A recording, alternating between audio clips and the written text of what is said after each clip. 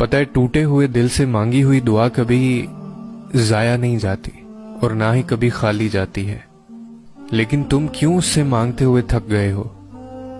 اور پتہ ہے اللہ پاک تمہاری زبان کو مانگنے کی ہمت کب دیتا ہے؟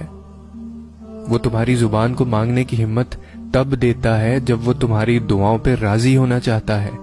تمہارے دل میں بار بار ایک ہی چیز کا خیال آنا اس کی جانب سے اشارہ ہے کہ تم اسے مناؤ۔ وہ تو ان دعاؤں کے لیے بھی وسیلے بناتا ہے جو تم نے کبھی اس سے مانگی ہی نہیں ہوتی، پھر وہ ان دعاؤں کو کیسے ادھورا چھوڑ سکتا ہے جنہیں تم تڑپتے ہوئے اس سے بار بار مانگتے ہو؟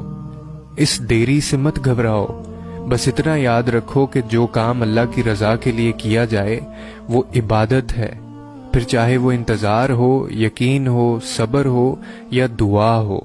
اور ٹوٹے ہوئے دل سے نکلی ہوئی صدا کبھی خالی نہیں جاتی، اور عبادت کا صلہ کبھی رائے گا نہیں جاتا۔ تو پھر یہ سب جانتے ہوئے بھی تم کیوں اس سے مانگتے ہوئے تھک گئے ہو؟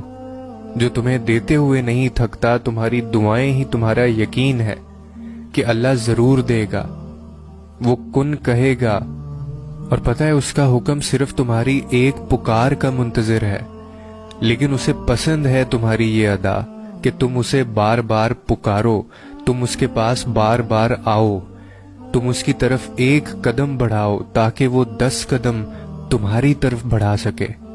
اور رب صرف یہی دیکھتا ہے کہ کون اس کا اتنا خوف اپنے دل میں رکھتا ہے کہ اپنی چاہت کو پانے کی خاطر وہ ذرائع موجود ہونے کے باوجود بھی کوئی غلط راہ اختیار نہیں کرتا۔ وہ بس طلب دیکھتا ہے کہ کون اس کے انعام کی طلب رکھتا ہے اور پھر اس طلب کی خاطر صبر کرتا ہے۔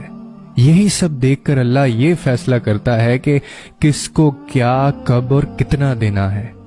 اور جو انسان اللہ کی اس آزمائش پر پورا اتر جاتا ہے، پھر وہ بے پناہ غموں اور تکلیفوں کے بعد بھی اللہ سے مانگنا نہیں چھوڑتا، تو پھر اللہ اسے غیب سے عطا کرتا ہے، پھر اللہ دیتا ہے۔ اور یاد رکھیں کہ جب اللہ دیتا ہے یا دینے پر آتا ہے تو پھر انسان کا دامن تنگ پڑ جاتا ہے، لیکن اللہ کی نعمتوں کی روانی نہیں رکتی۔